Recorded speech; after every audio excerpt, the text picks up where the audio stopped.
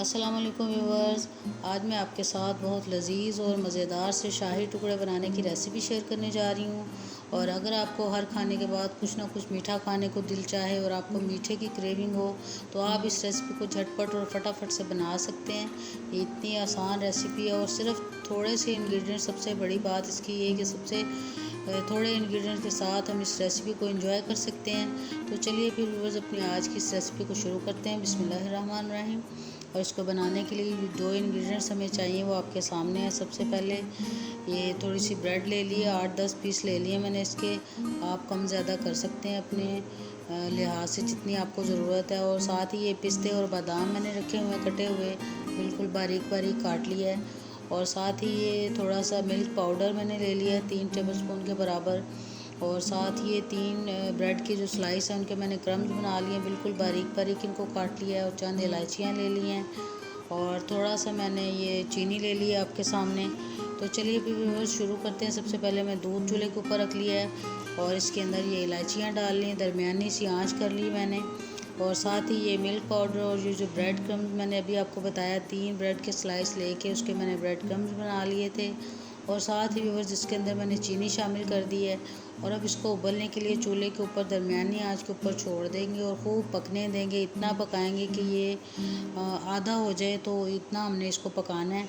और साथ इसमें बादाम और पिस्ते आधे मैंने डाल लिए और आधे मैंने बचा के रख लिए हैं। और दूसरी तरफ व्यूअर्स ये ब्रेड जो है इसकी किनारे काट लेते हैं हम। सबसे पहले इसके किनारे मैं काट लूँगी और किनारे काटने के बाद इसको दरमियान में से भी हम कट करेंगे। और ये जो किनारे कटे हुए हैं इनको हम ज़ाया नहीं करेंगे। और ये साथ ही आपके सामने सारे मैंने काट के अलहदा कर लिए किनारे। और इन किनारों के साथ मैं ब्रेड क्रम्स बना लूँगी, वो दूसरी हम रेसिपीज़ में इस्तेमाल कर सकते हैं। और अब इस ब्रेड को दरमियान में से काटने के बाद अच्छी सी शेप दे लेंगे। सारे पीसेस इसी तरह मैं काट लूँगी। और ये देख रहे हैं कि सारे मैंने काट के तैयार कर लिए हैं। और अब इन सारे पीसेस को मैं फ्राइंग पैन में डाल के थोड़ा थोड़ा गोल्डन सा कलर दे लूँगी। अगर आप चाहें तो इसको बहुत ज़्यादा ऑयली भी कर सकते हैं, इसको पूरे ऑयल में डिप करके भी आप फ्राई कर सकते हैं। लेकिन मैं इनको बिल्कुल हल्का हल्का कलर दूँगी ताकि ये हम अगर इस तरह बनाएंगे तो हम रोज़ाना इस रेसिपी को एंजॉय कर सकते हैं। तो ये बिल्कुल नुकसानदेह नहीं होगा सेहत के लिए। तो इसलिए मैं इनको बहुत कम ऑयल के साथ एक साइड से फ्राई कर रही हूँ और एक साइड से इनको मैंने बिल्कुल फ्राई नहीं करना। और इसी तरह फ्राई करते करते सारे जो पीसेस हैं उनको मैं फ्राई कर लेती हूँ। और अब आपके सामने ये सारे मैं उल्टे पुल्टे कर रही हूँ, इनको उलट पलट करके तो अच्छी तरह से गोल्डन कर रही हूँ। और ये सारे मैंने इसी तरह तैयार कर लिए हैं। और अब दूसरी तरफ बस दूध को देख लेते हैं। इसको अच्छी तरह मैं हिला रही हूँ और खूब उबाल आ रहे हैं इसको, और थोड़ा सा थिक भी हो गया है। तो अब मैं चूल्हे की फ्लेम को बंद कर दूँगी और इसको नीचे उतार लेंगे। और दूसरी तरफ ये जो ब्रेड तैयार की हुई थी उसको मैंने अपनी डिश के अंदर लगा लिया अच्छा सा।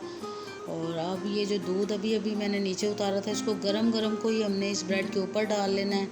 इसमें सारा कुछ हमने पहले से शामिल किया हुआ है, ब्रेड क्रम्स, ड्राई मिल्क और इलायची और सारा कुछ आपके सामने मैंने इसको डाल के तैयार किया। तो इसलिए अब ऊपर से हमें कुछ भी डालने की ज़रूरत नहीं है इसके ऊपर।